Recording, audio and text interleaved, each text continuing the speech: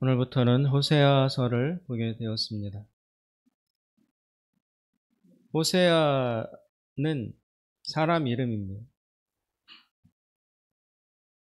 이스라엘 역사를 보면 다윗과 솔로몬의 때에 번성했던 이스라엘은 솔로몬이 죽고 난 이후에 북쪽 나라와 남쪽 나라로 분열이 됩니다. 지금 우리나라가 남북에 분열되어 있는 것처럼 이스라엘도 작은 땅이었지만 남북으로 분열되게 되었습니다. 이 호세아 선지자는 바로 그 분열된 두 이스라엘 중에서 북쪽 나라, 북왕국에서 활동하던 선지자였습니다. 당시 이스라엘은 아시리아라는 초거대 강력한 국가의 침입과 핍박하에서 고통을 받고 있었습니다. 그리고 솔로몬 사후에 두 나라로 분열된 이후 특별히 북쪽 나라 북왕국에는 그 왕조의 정통성이 흐려져서 매일 왕이 바뀌었어요. 툭하면 쿠데타가 일어나서 현재의 왕을 죽이고 그 신하가, 그 부하가 왕의 자리를 차지하는 그런 정치적 격변이 굉장히 많이 일어났었습니다. 약 25년 동안 왕이 6명이 바뀌었어요. 그럼 한 왕이 평균 약 4년 정도 다스리다가 쫓겨나고 정권이 바뀌고 했다는 것입니다. 그리고 바뀐 6명의 왕 중에 4명이 암살당했어요. 그러니까 적어도 25년 동안 쿠데타가 4번은 일어났다는 것입니다. 이렇게 3, 4년마다 쿠데타가 일어나서 정권이 바뀌니 그 나라의 형편이 얼마나 불안하고 정말 어려웠겠습니까? 정치, 사회적으로 극심한 혼란을 겪을 수밖에 없었습니다. 호세아는 그 당시에 활동을 했었습니다. 그래서 그 기울어가는 자기 나라와 조국을 보면서 호세아 선지자는 계속 경고를 했어요. 이렇게 살다가는 망한다. 정치적으로도 문제가 많고 아시리아라는 큰 나라가 괴롭혀서이기도 하지만 그런 혼란이 일어나는 데에는 깊은 원인이 있다. 너희들은 하나님의 백성이 아니냐. 애초에 나라가 시작된 것 자체가 우리끼리 뭘 잘해보자가 아니라 하나님이 주도하셔서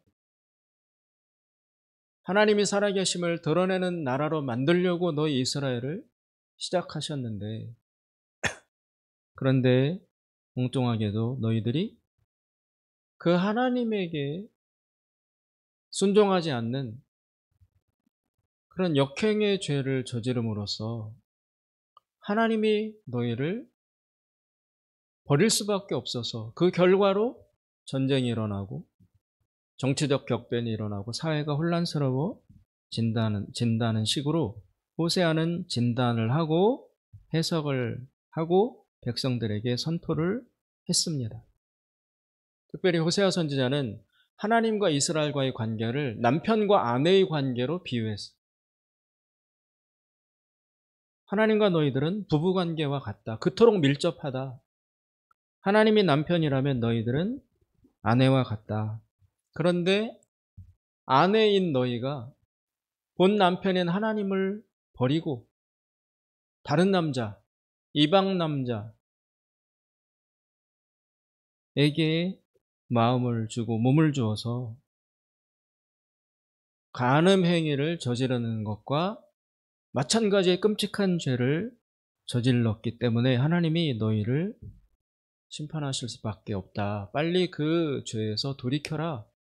우상 숭배에서 빠져나와라. 그래야만 살 수 있다라고 호세아 선지자가 계속해서 경고를 했습니다. 그러나 우리가 이스라엘 역사를 봐서 잘 아는 것처럼 이스라엘 백성들은 호세아 선지자의 경고를 듣지 않았고, 그래서 결국 예수님 오시기 전 약 722년 전 정도에 그 강대국 아시리아에 의해서 멸망을 당하게 됩니다.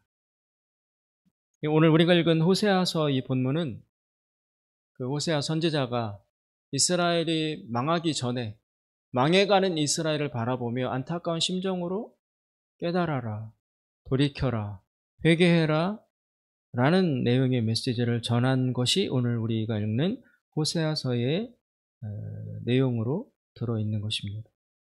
호세아 선지자는 그 망해가는 조국 이스라엘을 보면서 그 멸망의 원인을 한마디로 규정합니다. 너희들이 왜 망하는지 아느냐? 너희들이 왜 이렇게 패망해 가는지 아느냐? 그 원인이 있다. 호세아는 한마디로 규정합니다. 6절에 보시면 호세아가 이렇게 말합니다. 내 백성이 지식이 없으므로 망하는도다. 이스라엘 백성이 지식이 없어서 망한다는 거예요. 다른 이유가 아니다. 너희들이 지식이 없어서, 알미 없어서, 무지해서 망하게 된다는 것입니다. 이때의 이 지식, 이스라엘에게 없는 지식, 이스라엘이 멸망당할 수밖에 없도록 만드는 이 뼈아픈 결여된 지식이 무엇에 관한 지식이냐 하면 바로 하나님을 아는 지식입니다. 1절에 보시면 이스라엘 자손들아 여호와의 말씀을 들으라. 여호와께서 이 땅 주민과 논쟁하시나니 이 땅에는 진실도 없고 인애도 없고 하나님을 아는 지식도 없고. 여기 인애라는 것은 어떤 자비, 인간의 이런 것을 뜻합니다. 진실함도 없고 인간이 인간을 존중하고 아끼는 인간애도 없다. 그런데 앞에 그 진실도 없고 인애도 없는 그 결과는 어떤 사실 원인의 열매에 가까워요. 왜 진실이 없고 왜 자비가 없느냐? 근본적으로 하나님을 아는 지식이 없기 때문에 그런 결과도 나타난다는 것입니다. 지식에는 여러 종류가 있습니다. 가장 낮고 단순한 단계로는 어떤 정보를 아는 지식이 있습니다. 물리적 현상에 대해서 아는 것. 좀 더 높은 지식으로 말하자면 추상적 지식, 보이지 않는 어떤 역사 속의 본질이라든지 사회의 구조라든지 딱 보고 알 수 있는 것이 아니라, 그런 물리적 지식이 아니라 그 보이는 물리적 사실 뒤에 있는 근본적인 질서나 원리 같은 것을 꿰뚫어 볼 수 있는 그런 추상적 지식이 있습니다. 그리고 다른 기준을 제시하자면 책을 읽어서 설명을 듣고 배움으로써 아는 그런 지식이 있고, 또 다른 지식은 경험적 지식이 있습니다. 들어서 아는 것이 아니라 직접 몸으로 겪어보고 체험해 봄으로써만 알 수 있는 경험적 지식이 있습니다. 그리고 또 이렇게 지적으로 아는 지식과 그리고 관계적으로 아는 지식이 있습니다. 지적 지식은 책을 읽거나 강의를 듣거나 배움으로써 알 수 있는데, 관계적 지식은 사람과 사람 사이의 관계, 이것은 그 사람에 대해서 설명을 듣는다고 축적되는 지식이 아니라 직접 관계를 맺고 체험해 봄으로써, 살아봄으로써 그 사람을 시간을 들여 알아감으로써 알게 되는 지식. 내가 그 사람 잘 알아 라고 하는 건 그 사람의 생년월일과 직업과 주소와 전화번호와 이런 것을 안다는 것과 구분되죠. 그 사람의 외적 정보를 알고 있다고 해서 그 사람을 정말로 알고 있다고 하기 어렵습니다. 그 사람과 시간을 들여서 관계를 맺고 꾸준히 교제하면서 그렇게 알게 된 인격적 지식. 지식에는 이런 다양한 종류가 있습니다. 그리고 마지막으로 중요한 지식이 있습니다. 그것은 바로 영적인 지식입니다. 영적이라는 말은 가장 간단히 설명하면 보이지 않는 세계라는 거예요. 영적이다. 그것은 신비하고 하여튼 깊고 그런 것임을 설명하기도 하지만 영적이다라는 말의 가장 근본적인 의미는 보이지 않는 세계라는 거예요. 그게 영적이라는 말의 핵심 정의예요. 그래서 하나님은 영이시다. 그 말의 99%의 의미는 하나님은 보이지 않는 분이다. 영적 지식이란 보이지 않는 세계와 존재에 대해서 아는 지식입니다. 하나님을 아는 지식은 관계적 지식이기도 하고 경험적 지식이기도 하고 지금까지 나열한 모든 지식을 통합한 그런 지식이기도 하면서 동시에 가장 큰 특징이 있다면 영적 지식이라는 것입니다. 보이지 않는 하나님을 알아야 돼요. 하나님은 보이지 않는데 그분과 관계를 맺어야 되고 그분을 경험해야 되고 그리고 보이지도 않는 분인데 그분을 아는 지식이 있어야 된다는 것입니다. 얼마나 어렵습니까? 결코 쉽지 않습니다. 하나님을 안다? 호세아가 이스라엘 백성을 향하여 너희가 하나님을 아는 지식이 없어서 이렇게 망해가는 것이다라고 단순하게 말은 했지만 그러나 그들이 결여되어 있는 그들이 갖지 못한 그 하나님을 아는 지식을 실질적으로 갖기에는 어려움이 많다는 것입니다. 만약에 하나님을 아는 것이 그토록 쉬웠다면 이스라엘 백성은 왜 거기에 실패했을까요? 하나님을 아는 지식이 누구나 다 가질 수 있는 것이라면 이스라엘 백성 역시 그 지식을 쉽게 가질 수 있었을 것입니다.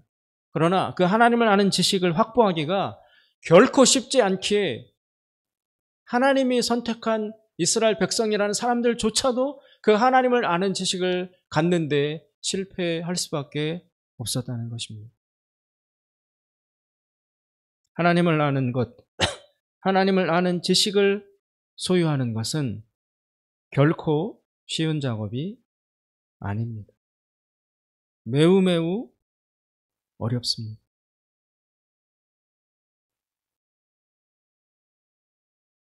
그런데 그때나 지금이나 불변하는 것은 확보하기가 매우 어렵지만 그러나 이 하나님을 아는 지식이 있고 없고의 차이는 엄청나다는 것입니다.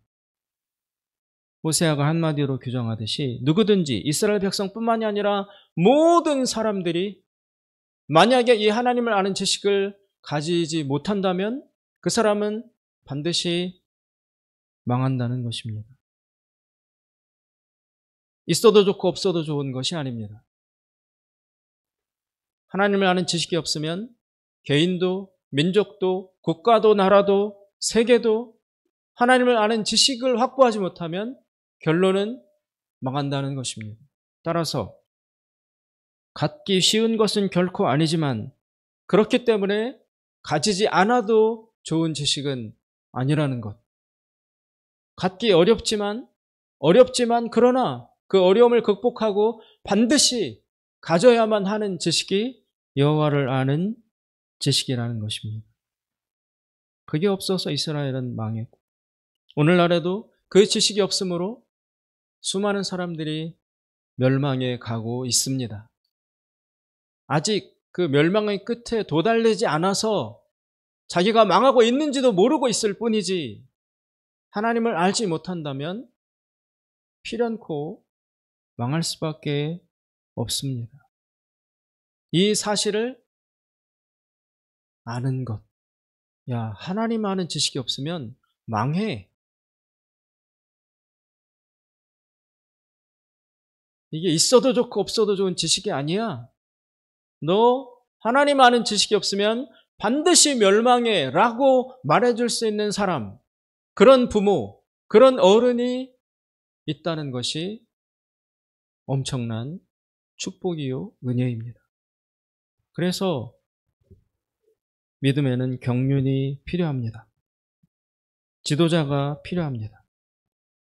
어떤 조직의 형식적인 장이나 높은 사람, 그런 의미에서의 지도자가 아니라, 그런 타이틀은 하나도 없어도, 그러나 외모는 보잘것없어도, 드러나는 것이 없어도 누군가가 하나님을 아는 지식을 누구가 깊이 확보하고 있다면, 그리고 그분이 나의 아버지나 우리 집안의 할아버지나 어른이나 아니면 내 곁의 선생님이나 그런 권위에 있는 내 주변의 누구라면 그 사람은 복 터진 거예요. 배울 수 있으니까. 그분을 보면서 하나님이 살아계시다는 것을 내가 알 수 있으니까. 그런데 이 하나님을 아는 지도자가 내 곁에 아무도 없다면 그것은 정말 걱정할 일입니다. 대책이 없고 정말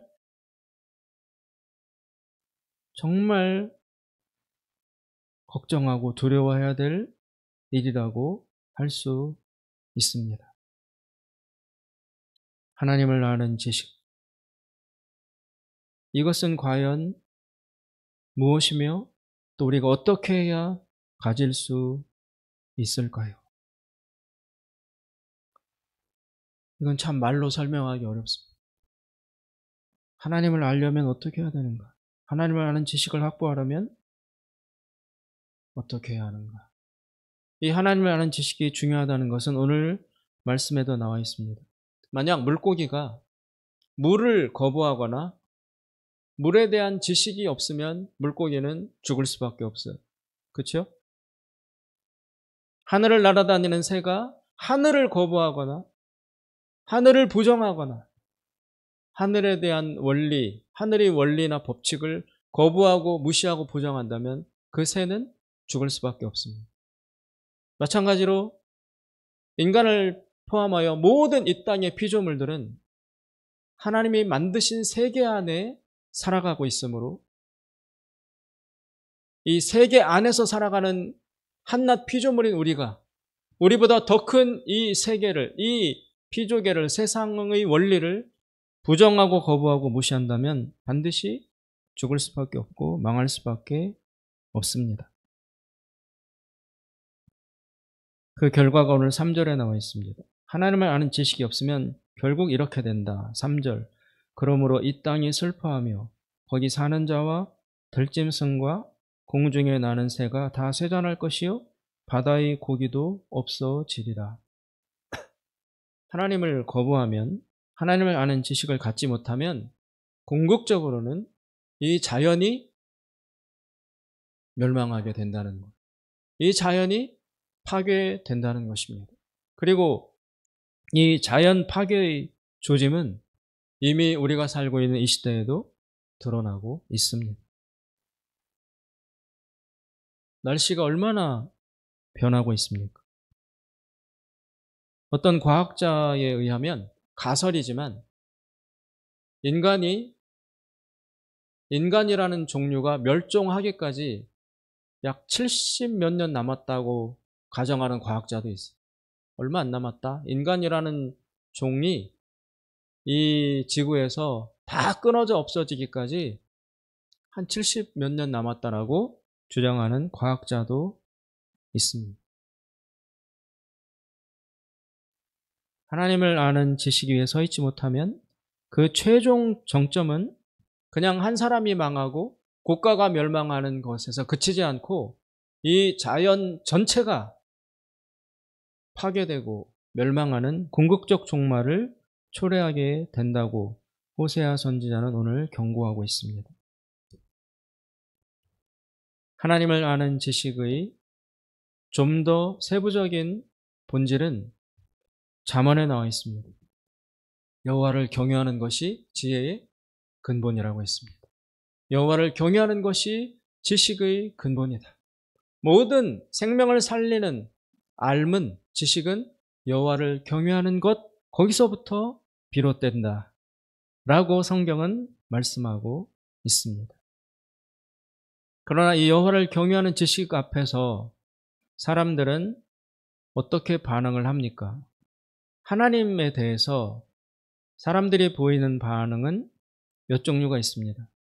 첫째, 대부분의 사람은 하나님을 거부합니다.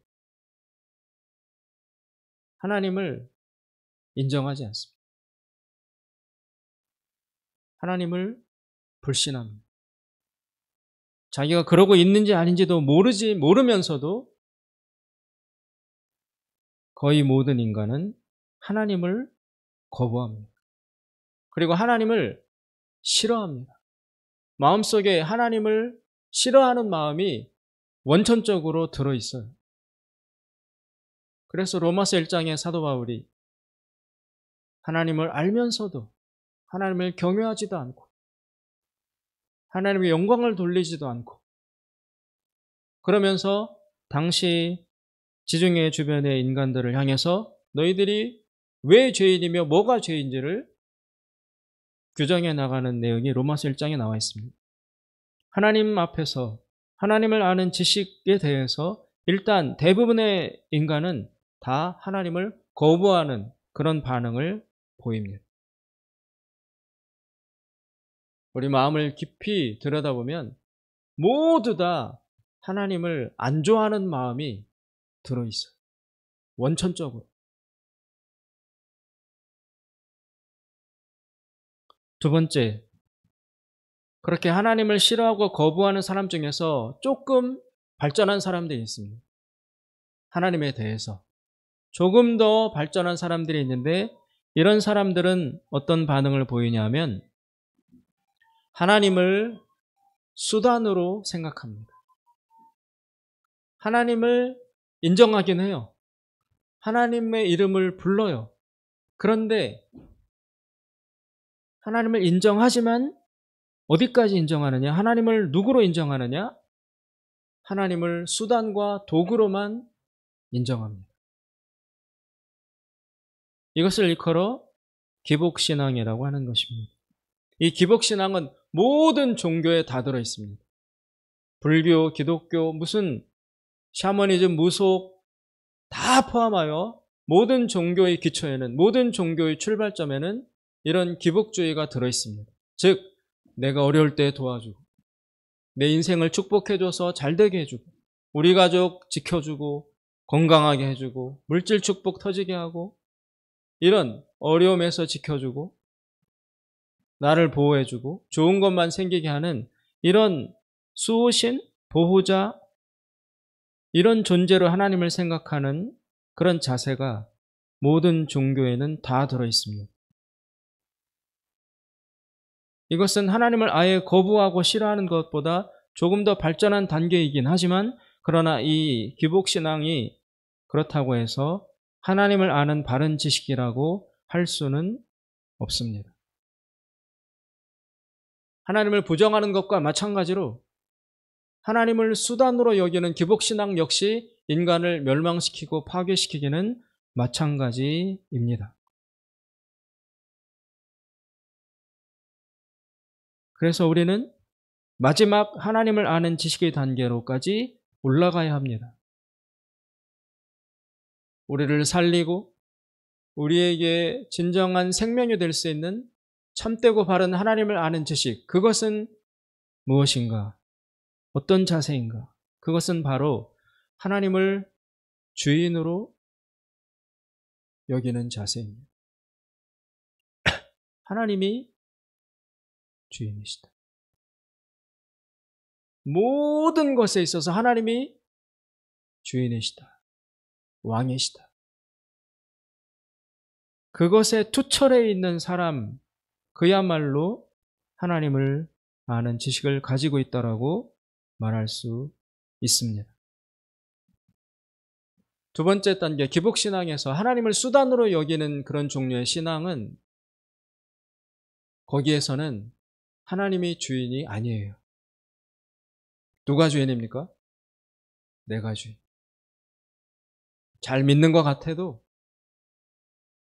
불교나 기독교나 샤머니즘이나 무속이나 가서 그 신에게 다 바치고 잘 빌고 치성을 드리고 정성을 다하고 열심인 것 같지만 그러나 그 마음의 근본에는 내가 주인인 거예요.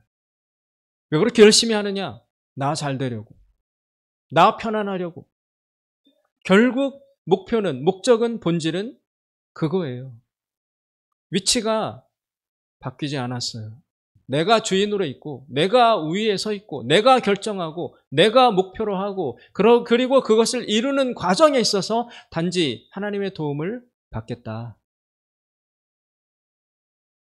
나보다 더 크신 분이므로 나보다 더 능력이 있는 분이므로 내 힘으로는 할 수 없지만 하나님께 잘하고 기도하고 잘 바쳐서 하나님의 능력을 사용하여 기적을 사용하여 내가 원하는 일을 이루어내겠다라는 기복주의가 그 속에 뿌리박혀 있습니다. 그런 마음의 상태로는 하나님과 나와의 관계에 있어서 내가 주인이고 하나님은 나의 수단, 도구 받게 되지 않습니다.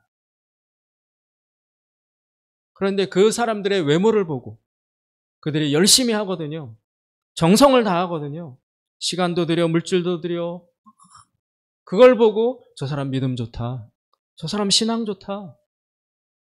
그렇게 칭찬들을 해주기는 합니다. 그리고 자기도 신앙이 좋은 줄로 알고 하나님과 신에게 정말 나만큼 하는 사람이 없다라고 스스로도 기특해 합니다. 그러나 하나님은 아십니다.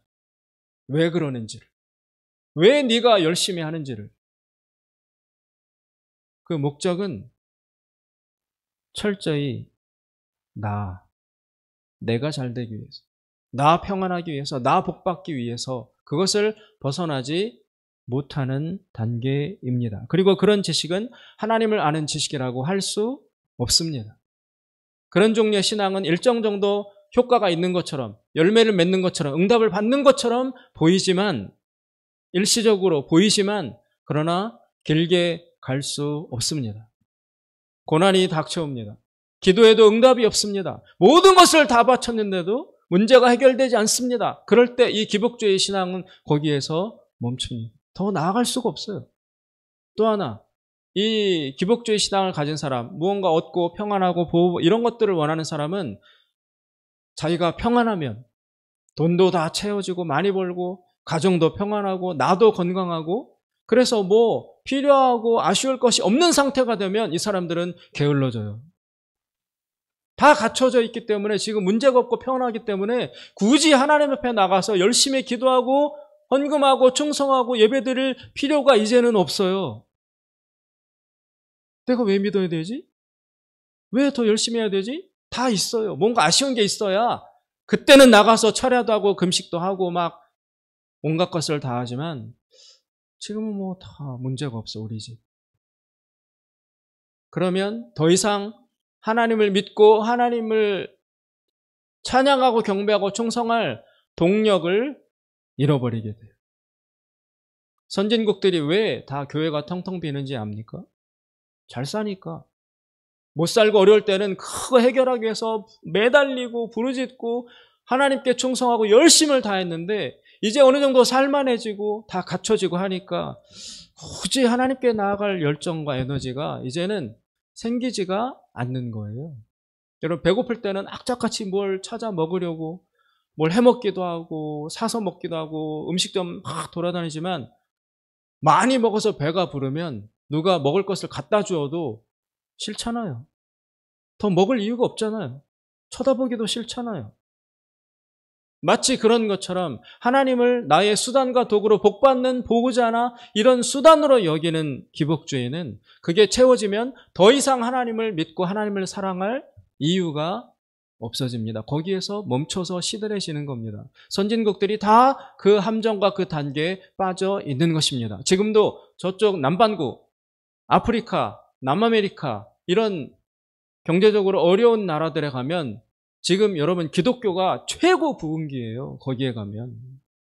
북반구의 선진국 잘 사는 나라들은 교회가 텅텅 비어가지만 저 아프리카, 남아메리카 이런 데 가면은 엄청나게 기독교가 부흥하고 있어요. 왜 그럴까요? 거기에는 아직 가난하니까, 어려우니까, 뭔가 해결해야 될 절박한 문제들이 있으니까 하나님께 매달리느라고 그렇게 열심히 보이는 거예요. 그런데 그들도 역시 어느 정도 경제가 발달해서 잘 살고 평화롭고 풍족한 상태가 되면 거기 역시 마찬가지로 교회는 비게 될 것입니다. 따라서 그들이 보이는 열심, 그들에게 들어있는 소위 하나님을 안다고 믿는다고 하는 지식은 허구일 가능성이 많습니다. 거기서 멈추면 과연 하나님을 안다고 할 수 없어요. 이스라엘은 그런 정도의 하나님을 아는 지식이 없었을까요? 있었어요. 그러니까 열심히 하나님 성전에 나가서 제물 바치고 열심히 했죠. 그런데 그것 가지고 안 되는 거예요. 그것을 가지고 하나님을 정말 안다고 할 수 없는 것입니다. 그래서 그런 하나님을 아는 지식의 수준 가지고는 멸망을 피해갈 수 없는 것입니다. 우리는 그거보다 한 단계 더 나아가야 합니다. 그 한 단계 더 높고 더 나아간 하나님을 아는 지식이 무엇입니까? 하나님을 주인으로 믿고 여기고 순종하는 믿음입니다. 내가 주인이 아니에요. 하나님이 주인이에요. 구약 성경의 욥기는 바로 그것을 지적하는 책입니다. 욥기에 보면 욥이 하나님 앞에 그렇게 열심히 하는데도 계속 벌에 가까운 저주를 받고 아들, 자녀들이 죽고 집이 멸망하고 자기도 병들고 그래서 부인이 욕하고 부인은 저주하고 떠나버리잖아요. 그런 하나님 너나 믿어라 그러고 부인도 떠나잖아요. 친구들도 와가지고 노바당 비판하잖아요. 외롭고 재산 다 잃고 병들고 자식 죽고 부인도 떠나고 이 세상에 더 이상 비참할 수 없는 최악의 상태에 도달한 사람이 욥이에요. 그런데 욥의 그전 삶은 어땠느냐? 이 사람만큼 신실한 사람이 없었어요. 자식들이 모여서 자녀들이 아들, 딸들이 모여서 하루 즐겁게 놀았어요. 막 마시고 먹고 재밌게. 그런 날 저녁이 되면 이 아버지 욥이 생각해요. 우리 자식들이 착하고 신실하긴 하지만 혹시라도 노는 도중에 실수로라도 하나님 앞에 거슬리는 말 한마디라도 했을까? 그게 염려가 돼서 저녁에 혼자 나가가지고 하나님 앞에 회개의 기도를 드린 사람이 욥이었어요. 그 정도로 철저하고 그 정도로 하나님을 의식하고 뭐 하나 하나님에게 누가 될까? 그렇게 노심초사하며 하나님 중심으로 살았던 사람이 욥이었어요. 그런데도 하나님은 그런 충성을 보인 욥에게 가차없는 불행과 저주와 고통을 허락하셨어요. 이 세상에 가장 최고로 불행한 사람이라고 일컬을 정도의 그런 불행을 쏟아부었어요. 욥이 미치겠어요. 하나님 도대체 왜 이러십니까? 내가 뭘 잘못했습니까? 헌금도 잘했고 뭐도 잘하고 하나님 내가 하나님께 도무지 지적받을 일은 한 것이 없습니다. 그런데 왜 나에게 이러십니까? 그게 욥의 질문이었고 욥기의 주제예요. 그런데 하나님은 나중에 욥에게 나타나셔서 내가 이래서 이랬고 너가 이래서 이랬고 이렇게 자세히 설명을 안 해줘요. 그냥 욥을 꾸짖어요. 네가 그렇게 잘났어? 그렇게 다 잘했어? 그러면 구름을 내가 어떻게 만드는지 또 새들이 어떻게 안락화 하는지 네가 그런 거 다 알아? 이런 식으로 욥을 마구 하나님이 몰아붙여요. 우리가 볼 때는 욥에게 하나님이 오셔서 미안하다 고생했지 얼마나 힘드는 이렇게 해줘도 부족할 판에 그렇게 해도 욥이 풀리지 않을 것 같은데 그 아픔과 슬픔이 그런데 정반대로 하나님은 욥을 더 몰아붙이고 더 막 푸시합니다. 그리고 욥기는 끝나요. 그래서 욥기의 주제를 이해하는 것이 역사상, 기독교 역사상 굉장히 난제였습니다. 도대체 욥기는 뭘 말하는 거야? 뭐를 깨달아라는 거야? 욥기의 주제는 뭡니까? 하나님이 주인이라는 거예요. 인간이 아무리 잘해도, 인간이 하나님에게 아무리 잘해도, 아무리 깨끗해도, 그래도 하나님과 동등선상에 설 수는 없고, 그렇기 때문에 하나님에게 무언가를 요구할 권리가 있는 그런 주체는 될 수 없다는 것입니다. 죽었다 깨어나도 인간이 아무리 잘하고 완벽해도 하나님이 주인이시오, 인간은 그 하나님 아래에 있는 피조물이라는 것입니다. 따라서 왕이고 주인이신 하나님이 욥처럼 인생의 고통과 고난 이런 것들을 아무리 많이 허락해도 인간인 욥으로서는 하나님에게 왜 이러십니까? 하나님 잘못했습니다. 말할 수 있는 권리가 없다는 거예요. 이해가 잘 되지 않겠지만 하나님은 그런 분이십니다. 인간은 또 그런 존재입니다. 하나님과 우리 사이에는 이렇게 메꿀 수 없는 격차가 있다는 것입니다. 하나님이 주인입니다. 종이라면 내가 종이고, 하나님은 창조주시고 나는 피조물입니다. 그래서 하나님은 다 옳아요. 하나님은 완벽하게 선하신 분이에요.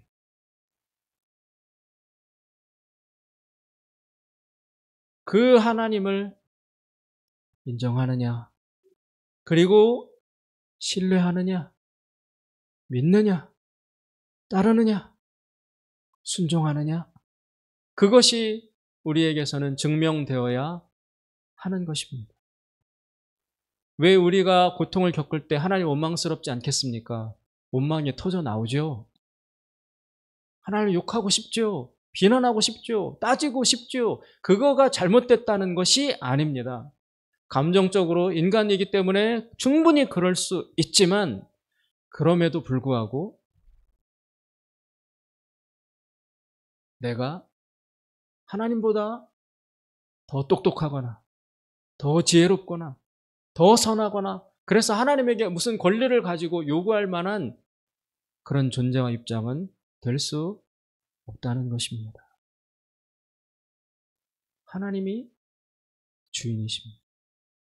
주인이 무슨 일을 하시던지 간에 주인은 옳습니다. 주인은 완벽하게 선하십니다. 이것을 중심으로 내가 인정하고 시인할 수 있기까지에는 마땅히 시간이 걸립니다. 그냥 되지 않습니다. 책을 많이 읽는다고 되지 않습니다. 많이 배운다고 되지 않습니다. 시간이 필요합니다. 시간이 필요합니다. 그래서 제가 경험할 때 신앙은 인생의 후반부에 비로소 완성되고 성숙되는 것 같습니다. 저 역시 그 길을 걸어왔지만 젊은 목사가, 젊은 전도사가 뭘 알겠습니까? 그냥 하는 거지. 그런 타이틀이 신앙의 성숙을 증명해 주는 것은 결코 아닙니다. 일평생 하나님과 동행하면서, 하나님과 씨름하면서, 머리로 깨달아지지 않는 몸으로 겪으며 감성으로, 마음으로 하나님과 교통하며 찢어지고 좀 더 넓어지고, 그래서 조금 알아가고, 하나님 서운하기도 하고 원망스럽기도 하고 감사하기도 하고 기쁘기도 하고, 이런 여러 가지 것들을 겪어가면서 비로소 하나님을 아는 전인적인 지식이 조금씩 생겨가고 축적되고 풍부해지는 것입니다. 그래서 창세기에 보면 여러분, 아브라함, 이삭, 야곱, 요셉 네 사람의 인생이 나옵니다. 이 사람들이 다 처음부터, 날 때부터, 시작부터 신앙이 좋았던 게 아니에요. 아브라함 얼마 걸렸습니까? 수십 년 걸렸고, 100살 되어서 이삭을 아들을 얻었는데 그걸로 오케이 끝난 게 아니라 그 아들 낳아서 좋아하는데 하나님이 마지막으로 한 번 더 시험하시잖아요. 아들을 바쳐라. 그 찢어지는 마음 아닙니까? 우리로 할 수 없을 것 같은데 그런 과정을 겪고 난 이후에야 비로소 아브라함 안에 하나님을 아는 지식이 비로소 생겼어요. 야곱은 어떻습니까? 이삭은 어떻습니까? 요셉은 어떻습니까? 여러분, 야곱의 인생이 잘 그런 걸 드러내는데 야곱은 어릴 때 쌍둥이로 뱃속에 들어있었어요. 엄마 뱃속에, 엄마 리브가의 뱃속에. 그런데 하나님이 미리 그 엄마에게 예언을 해주셨어요. 너희 안에 쌍둥이가 있는데 큰 자가, 형이 동생을 섬기리라. 즉 동생이 형보다 더 잘 되리라. 하나님이 미리 가르쳐 주셨어요. 그럼 엄마가 믿음이 있었으면 아들 둘을 낳고 하나님이 말씀해 주신 대로 믿고 따르고 지켜보았어야 되는데 엄마가 둘째 아들을 더 사랑해. 그러니까 이 둘째가 뺏길까 봐, 형한테 치일까 봐 엄마가 먼저 나서서 막 자기 남편 눈 가리고 유산과 상속을 작은 아들이 받도록 꾸미잖아요. 또 이 동생 야곱도 늦이같이 하나님을 기다리고 신뢰하고 따라가지 못하고 가진 꾀를 다 써서 형에게 팥죽으로 속여가지고 장자권을 뺏고 자기 힘으로 자기 인생을, 운명을 어떻게 좀 잘해보려고 온갖 몸부림을 야곱이 칩니다. 그런데 그 결과 어떻게 됩니까? 형한테 미움받아서 도망가죠. 도망가서 삼촌 곁에 있으면서 자기가 계획하지도 않았던 마누라가 4명이나 돼요. 부인이. 거기서 자식을 낳아가지고 자식들끼리 치고받고 부인 4명이 서로 머리 뜯고 맨날 싸우고 정신이 하나도 없어요. 행복이 없고 평안이 없어요. 결혼을 했는데. 재산이 늘었는데 그건 좋은데 이제 또 삼촌이 야 그거 다 내 거야. 내 집에 와서 일해서 너 얻은 재산이잖아. 라고 삼촌이 탐내요. 그래서 도망가죠. 또 밤에. 마누라 4명에 자식 12명 데리고 막 낙타 이끌고 혼란스러운 인생을 살아왔습니다. 그러다가 고향에 도달해서 들어가기 직전에 이제 고향에 들어가려고 하는데 옛날에 형을 속여서 장자권을 빼앗았던 그 잘못한 게 떠올라서 지금 들어갔다가는 형이 나를 찢어 죽이려 할 거야. 그게 겁나가지고 고향집에 못 들어가요. 강가에서 혼자 어떻게 하지 고민하고 있다가 잘 아시는 것처럼 갑자기 어떤 시커먼 남자가 밤중에 나타나가지고 씨름을 하잖아요. 싸우잖아요. 뒤제비를 하는 거예요. 서로 싸우는 거예요. 붙들고 뒹굴고. 그럼 그 낯선 남자가 나타났을 때 야곱은 왜 씨름을 하게 됐을까요? 그냥 갑자기 나타났지만 서로 말로 물어보고 확인하고 이럴 수 있잖아요. 근데 야곱은 워낙 자기 거, 그거에 대한 아집과 집착이 강한 사람이라 누가 나타나자마자 바로 야곱이 덤벼들어서 멱살 잡고 싸움을 건 거예요. 야곱은 그 투쟁, 누가 말 한마디를 하면 바로 쏘고, 누가 지나가면 주먹질 나가고, 누가 내 거 뺏길까봐, 누가 내 거 훔쳐갈까봐 이걸로 꼴똘똘 뭉친 사람이라 평화로운 관계를 맺을 수 없는 사람이었어요. 그러니까 낯선 사람이 나타나자마자 바로 붙들고 너 뭐야 하면서 싸움이 시작된 겁니다. 그래 밤새도록 싸웠는데 막상막하 싸움이 안 끝나요. 그런데 그 사건을 통해서 결국 야곱은 정신을 차리는데 어떻게 정신을 차리느냐? 그 밤새 싸웠는데 마지막 새벽쯤에 그 낯선 남자가 이렇게 이야기해요. 야, 나 도저히 못 이기겠다. 네가 이겼다. 내가 아무래도 너 못 이기겠다. 그러면서 내가 졌다라고 포기하고 가려고 해요. 그때 야곱이 번개같이 깨닫습니다. 자기가 지금 싸우고 있는 이 사람이 하나님이라는 것을 깨달아요. 하나님임을 영적으로 알게 돼요. 그러면서 야곱은 번개로 머리를 맞은 것처럼 정신을 차립니다. 어떤 정신을 차립니까? 내가 내 고집이 얼마나 센지 하나님도 나 못 이겨라고 도망갈 정도의 고집인 거예요. 내 아집이 얼마나, 내 이기심이, 내 자기중심성이, 나의 자기애가 얼마나 강한지, 나 하나님도 나 못 이기겠다. 네 고집은, 네 아집은 네 이기심은 나도 어떻게 못하겠다라고 하나님도 포기하고 갈 정도의 자기 집착과 아집이라는 것을 그런 사람이 자기라는 것을 그때 야곱이 깨닫고 거기서 무너집니다. 내가 이런 사람이구나. 찔러야 피 한 방울 안 나오고 내 거 내 인생 평안도 없고 맡기는 것도 없고 신뢰도 없고 다 내가 붙들고 하나님이 다 알아서 하신다는 계획을 미리 주셨음에도 불구하고 하나님을 믿지 못하고 거부하고 내가 다 책임지고 내가 지고 그렇게 해오려고 몸부림쳐온 그 아집덩어리 그 자아로 가득 찬 불신앙의 덩어리, 그게 나라는 인간이었구나. 여지껏 그렇게 살아왔구나. 그래서 이렇게 인생을 뺑뺑뺑뺑 돌고 이 고생, 그러고도 아직 가정에 평화도 없는 이 꼴이 됐구나를 야곱이 그때 알아요. 그러면서 거기서 무너집니다. 자기를 그때서야 발견합니다. 하나님을 아는 지식이 나한테 하나도 없었음을 야곱이 거기서 깨닫고 거기서 회개합니다. 회개하고 이제 가려는 하나님을 붙들고 못 갑니다. 하나님. 나 하나님 없으면 안 됩니다. 못 삽니다. 지금까지는 내 힘으로 살아왔는데 이제 깨달았습니다. 나라는 놈은 하나님 없으면 나는 완전히 아무것도 아니에요. 못 살아. 그래서 울면서 붙들고 나를 축복해 주시지 않으면 나 못 갑니다. 못 놓습니다. 그때부터 하나님에게 매달린 거예요. 인간은 다 그렇습니다. 하나님이 우리를 도와주시려, 하나님이 우리를 사랑해 주시려, 우리를 축복해 주시려, 책임지시려 만반의 준비를 하고 다가오고 있는데 그 하나님을 거부해요.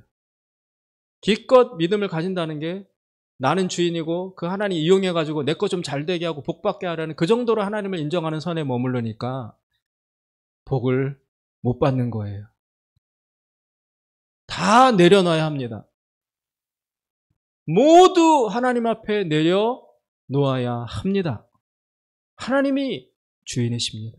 주인은 모든 것을 잘 아시고 모든 것을 어련히 하시고 나보다 나를 더 사랑하시는 분이시고 내 미래를 다 계획하시고 좋은 길로 선한 길로 예비하시려고 하나님은 다 준비하고 계시다는 그 사실을 진짜 마음으로 믿고 받아들여서 하나님 다 맡깁니다. 하나님 다 밀었습니다. 하나님이 주인입니다. 하나님 뜻대로 하시옵소서. 나는 믿고 그대로 하나님만 따라가겠습니다. 골짜기가 다가와도 비바람이 불어도 눈비가 내려도 고통이 찾아와도 그러는 순간에도 하나님이 나를 사랑하신다는 이 사실을 의심하지 않고 하나님 손 놓지 않고 나는 하나님만 바라보며 내 생명 바쳐서 따라가겠습니다. 이 하나님을 알고 인정하는 믿음과 지식이 있어야 하나님이 일하시기 시작하는 것입니다. 내가 얼마나 잘났습니까? 내가 알기는 뭐 얼마나 많이 합니까? 하나님보다 더 많이 합니까? 내려놓으십시오. 하나님을 인정하십시오. 그리고 하나님에게 맡기시고 하나님을 신뢰하고 하나님을 따라가십시오. 내가 하는 것보다 몇백 배, 수천 배, 수억 배로 하나님이 나에게 풍성한 삶을 베풀어 주실 것입니다. 이 하나님을 아는 지식 여러분 마음에 소원하시고 배워가시고 축적하시기를 주님의 이름으로 축원드립니다. 기도하겠습니다. 자비로우신 하나님 아버지, 내가 야곱이었습니다.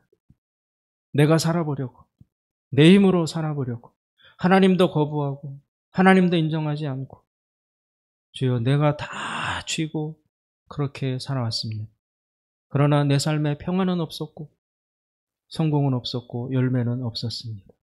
이 어리석음에서 이제 나를 구원하여 주시옵소서. 하나님을 인정합니다. 하나님을 신뢰합니다. 하나님에게 다 맡깁니다. 하나님이 왕이시오 주인이십니다. 주님 뜻대로 하시옵소서. 예수님의 이름으로 기도드리옵나이다. 아멘. 다 같이 자리에서 일어나셔서 찬송가 1장 부르시고 축도함으로 예배를 마치도록 하겠습니다. 찬송가 1장입니다.